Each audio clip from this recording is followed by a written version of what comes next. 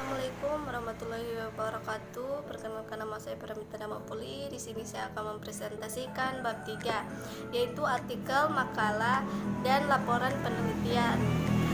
Artikel hasil penelitian yaitu penelitian yang ditulis dalam bentuk artikel untuk kemudian diterbitkan dalam bentuk jurnal-jurnal yang memiliki kelebihan dibandingkan dengan yang ditulis dalam bentuk laporan teknis.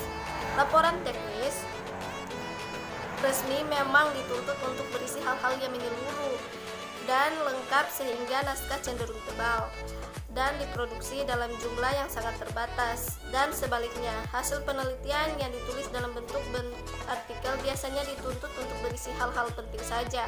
Oleh karena itu, setiap kali diterbitkan sebuah jurnal memuat beberapa artikel sehingga suatu fakultas akan dibaca sedikit oleh para dosen dan karyawan serta mahasiswa di fakultas tersebut, sehingga hasil penelitian yang ditulis dalam bentuk artikel di jurnal akan memiliki pembaca yang jauh lebih banyak daripada laporan penelitian teknis. Penulisan artikel menggunakan sistematika tanpa angka ataupun abjad sebagai berikut: judul, nama penulis, sponsor, abstrak dan kata kunci, pendahuluan, metode, hasil pembahasan, kesimpulan dan saran, daftar rujukan.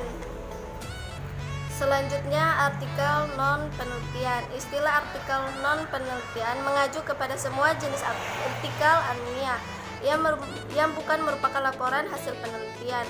Artikel yang termasuk kategori artikel non-penelitian antara lain berupa artikel yang menelaah suatu teori, konsep, atau prinsip, mengembangkan suatu model, mendeskripsi fakta atau fenomena tertentu, menilai suatu produk, dan masih banyak jenis yang lain.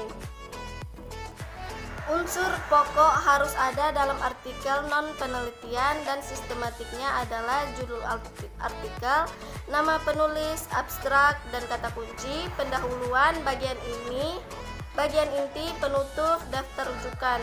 Makalah. Salah suatu tujuan pokok penulisan makalah adalah untuk meyakinkan pembaca bahwa topik yang ditulis dengan dilengkapi penalaran logis dan perorganisasian yang memang perlu diketahui dan diperhatikan. Makalah yang merupakan salah satu jenis karangan ilmiah memiliki ciri atau karakter seperti berikut. Secara umum, ciri makalah terletak pada sifat keilmiahannya.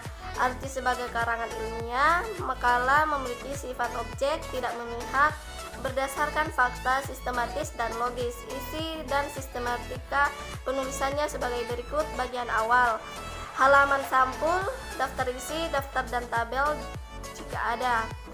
Bagian inti: pendahuluan, latar belakang penulisan masalah atau topik pembahasan, tujuan penulisan makalah, teks utama, penutup.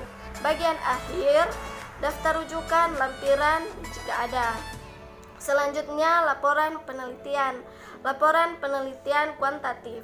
Laporan penelitian kuantitatif disajikan secara lugas, objektif, dan apa adanya. Isi pokoknya adalah apa yang diteliti, bagaimana penelitiannya dilakukan, hasil-hasil serta kesimpulan penelitiannya, yaitu bagian awal: halaman sampul, halaman judul, abstrak, kata pengantar, daftar isi, daftar tabel, daftar gambar, dan daftar lampiran. Bagian inti: alternatif 1, format tetap 1. Bab 1, pendahuluan, konteks penelitian atau latar belakang, fokus penelitian atau rumusan masalah, tujuan penelitian, landasan teori, kegunaan penelitian. Bab 2, metode penelitian. Yang pertama, pendekatan dan jenis penelitian. Yang kedua, kehadiran penelitian. Yang ketiga, lokasi penelitian. Yang keempat, sumber data. Yang kelima, produsen pengumpulan data. Yang keenam, analisis data. Yang ketujuh, pengecekan kebahasaan temuan. Yang ke-8, tahapan penelitian. Bab 3, paparan data dan temuan penelitian. Yang ke bab 4, pembahasan, dan yang kelima, penutup. Alternatif kedua, format tetap 2. Bab 1, pendahuluan.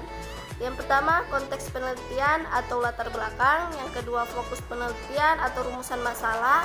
Yang ketiga, tujuan penelitian. Yang keempat, kegunaan penelitian. Bab 2, kajian pustaka. Bab 3, metode penelitian. Bab 4, paparan data dan temuan penelitian. Bab 5, pembahasan. Bab 6, penutup. Alternatif 3, format bebas. Bab 1, pendahuluan, konteks penelitian atau latar belakang, fokus penelitian atau rumusan masalah, tujuan penelitian, metode penelitian, landasan teori.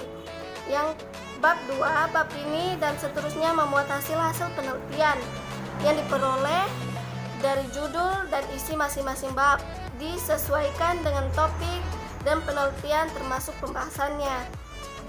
Dan bab akhir, pada bagian ini termuat daftar rujukan dan lampiran-lampiran. Terima kasih. Itu tadi hasil presentasi dari saya. Apabila ada salah-salah kata, lebih dan kurangnya saya mohon maaf. Wabillahi taufiq wal hidayah. Wassalamualaikum warahmatullahi wabarakatuh.